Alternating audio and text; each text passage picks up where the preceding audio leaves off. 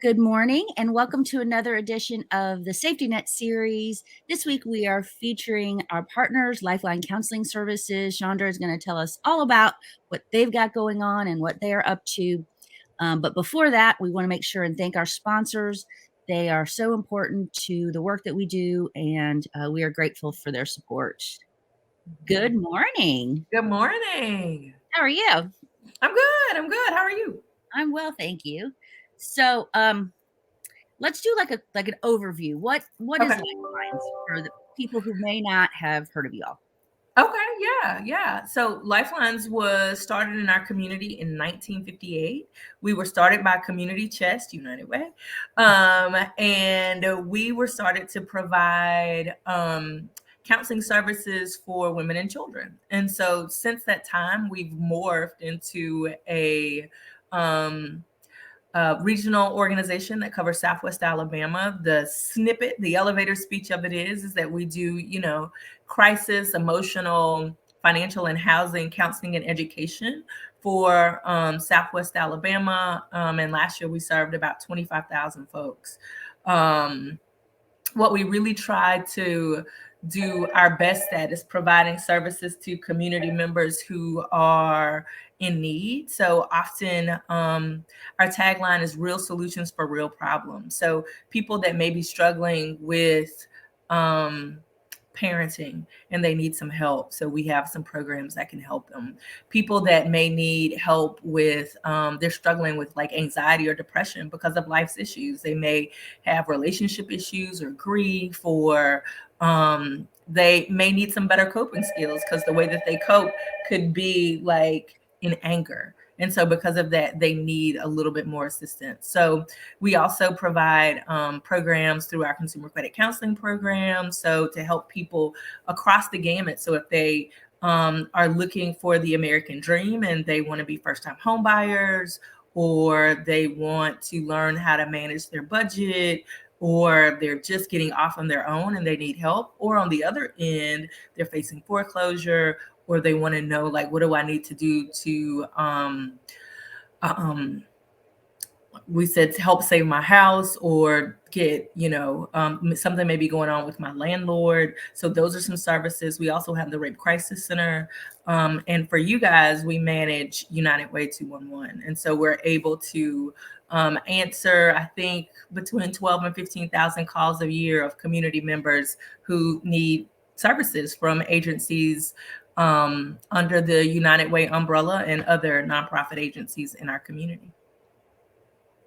So here's an interesting story. When I was first out of school, I had gotten into a little bit of debt, and I could see that it was getting to be a problem. So I did come in and sat down with one of your credit counselors, and we worked out a budget, and I was able to navigate it and get out of what could have been a scary situation. So the programs are great, and they're free. That's Yes. It's amazing. Yes. Yes. So do you have any events coming up in this summer that folks might want to be aware of, or even into the fall? So we are tentatively looking at having our annual fundraiser in October. So please stay tuned to our social media channels. That's Brunch Fest. So we're really excited to have that. And that helps support all of our programs, because we know that, funding is tough for all the things that we're trying to do for our community. So supporting us through this fun way and having yummy brunch foods and mimosas is always a great thing to do. In the summer, we don't have anything planned just yet. A couple of things that we are looking at is, to the programs that we try to do something for, is June is National Homeowner Month, Home Buyer Month. So really coming through and getting educated on things around your home. Do you know about your taxes? Do you know about your insurance? How can we help you if you own a home? If you don't, how can we help you on that pathway if that's something that you're interested in. And then it's also, I think, Elder Abuse Awareness Month. And so last year we were able to give out boxes to seniors in our community in need. And so we'll also do the same. So we hope like everybody listening and watching will pay attention to our social media channels, because we'll put the call out on one of our wish lists for items for seniors in our community. Wonderful. Is there any lesser known programs you want to drill down and get a little deeper into? Let's think. Something that we just started, and not by just, probably like 3 or 4 years ago, is our infant and early childhood mental health program. And so it's just been such a wonder. A part of that is like Help Me Grow. Mm-hmm. And that's a program that helps train parents on how to be educated advocates for their kids. So what they'll do is they'll give you the stages and stages questionnaire, and then you'll take it, and our staff will sit down with you and they'll say, okay, developmentally, this is where your child is. This is where they should be. If you have any concerns, that can be an opportunity for that parent to take that information to like their pediatrician, to their teacher, to all the folks that are helping parent that child in the community. So then they can actively be a part of helping them grow in the most efficient, effective, beautiful, loving way. I think like the purpose of the program is to make sure that kids are school ready. And so sometimes kids drop through the early intervention channels. And so this is just an opportunity to make sure that our kids are growing in the way that they need. And if they need a little assistance, if they need speech therapy, if they need autism services, if they need some of those additional services to help them be the best that they can, we can offer those and make sure that they get to those services as soon as possible so they can be assisted. And so we have grown the program where they can do, if you need a speaker to come out and talk about developmental stages, conscious parenting, conscious discipline, brain development, because a lot of that work is really what it looks at is child development and what are the best parenting skills for each stage of that child development. And so that's we've implemented a new program too, and it was really interesting to learn that 80% of a child's brain development happens in the first 3 years. So like that's a lot of times even before people are thinking about school.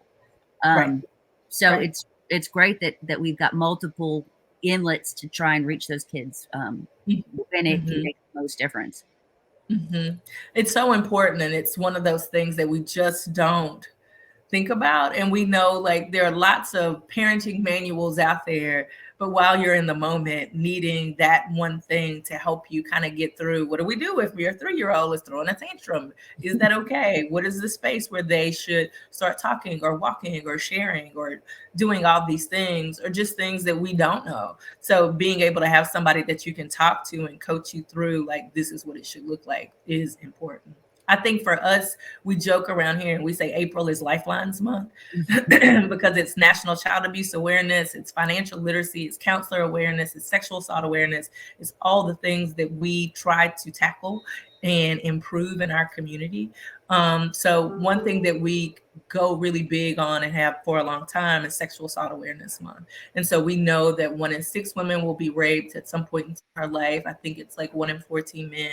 So knowing that we're here, we're in the community, we're available. Today is actually Denim Day. So if anybody has pictures of themselves in jeans and they want to send it to us, that'll be awesome. We would love to have it and spotlight it on our social media. So that's one of the bigger things that we're doing in the community right now. Okay. Well, can we go back just for a minute to 2-on-1? Yeah. It's been a couple rough years. What is has the need subsided? Has the need grown? Has the things that people are asking for shifted any? What's sort of the climate on the of what the kind of the referrals that you're being asked for? Yeah, so I think our top five is typically like finances, rent, utilities. Depending upon the season, it could be disaster, and items for seniors are usually kind of how we flow. We receive the most amount of calls in our calls increase around disasters. So if there's a hurricane, there was COVID, things like that, we usually average about 20, 25,000 calls. If it's on a calm year, which I hate to say that, but if it's on a year where we don't have disasters, we average about 12 to 15,000 calls from the community. I think it's and those are typically the needs of what people are looking for. I also think it's important for our community service providers or folks that are doing, who may have just started to do nonprofit work, to let us know that they're out there so that Mhm. we can put their resources inside of our database. Right now, I think we have over probably between 1,000 and 1,500 resources to give people that are regional, state, and national resources that we refer them to during their time of need. And so continually keeping that up, so we will have resources that people can call for the issues that they may be facing in the community. Well, and you guys also have sort of a holistic approach to that too. So if somebody is calling for utility assistance, the call specialist has been trained to go a little deeper. You talk a little bit about that? Yeah, absolutely. Thank you for bringing that up. Yeah, we I think often the thought has been like with 211, that we're like, hello, what do you need? Thank you, have a good day. They have a list of questions that they'll go through with you to really make sure we're understanding what the need is. During certain times of year and during certain years, we've had funding where we could even assist them with. So we may ask like what level of, like, what's really going on, what resources do you have, what resources do you have access to, how can we best provide for that. And then through those list of questions, we try to get them in different spaces where they need. So in the past, we've had different contracts with groups that can help provide people assistance if they had faced COVID, or if they had recently gone through a disaster, or if they had and we've had programs where the 211 resource specialist could connect them with a case manager, and then that case manager could drill down on their needs too. We've even had it where if the case manager sees that they need counseling, we can assist them with getting counseling over with our family counseling center. So we try our best to not just give like, here's a name and here's a number, but to Yep. go deeper and really connect them with that space where we can give them a solution to an issue that they're facing. Yeah, I think that's one of the things that's really special about that program, because it is helping with the immediate crisis, but Mhm. let's not try and be in crisis every month. So if we can help on that, on the broader scale, then Mhm. that's even better. So um, Mhm. love it. So Mhm. as we wrap up, is there any final thoughts you'd like to share? Do you have any volunteer needs? Oh, yes. Thank you for bringing that up. We are always looking for volunteers. And so, like, on a broader level, we can have folks come in if they want to volunteer with like Brunch Fest or help us out with events or things like that we have. We always use volunteers who can come in and be like rape crisis advocates. And those folks go out to the hospital, or they'll be at our community-based SANE room, and we'll, as victims come in, and there'll be a presence for that person doing the forensic evidence collection exam. We've had volunteers go out into the community on our behalf with our prevention educators and talk to the community about sexual assault, dating violence. I didn't mention it. We have a program that works, that does some education around HIV. And so, because we were really looking at the intersection of testing sexual assault victims when they came in for the forensic evidence collection exam, and making sure that they were able to have access to the medications that they needed so HIV could be prevented. So we also go out and educate on that. So working with our staff to go out and do that level of education.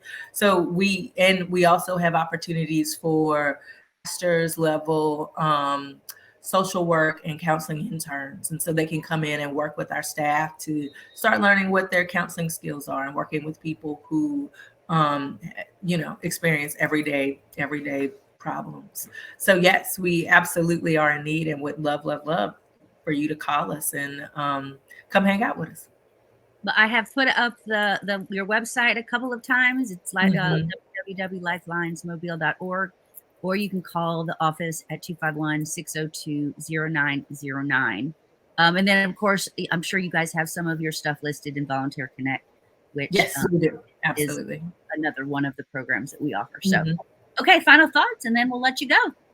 No, thank y'all so much. Thank you so much for hosting this. Thank you to all of your sponsors. Thank you to everyone who's given to United Way, because those dollars help us continue to do the work that we do in the community every day. So thank you. Thank you. All right. One more look at some of our sponsors' names.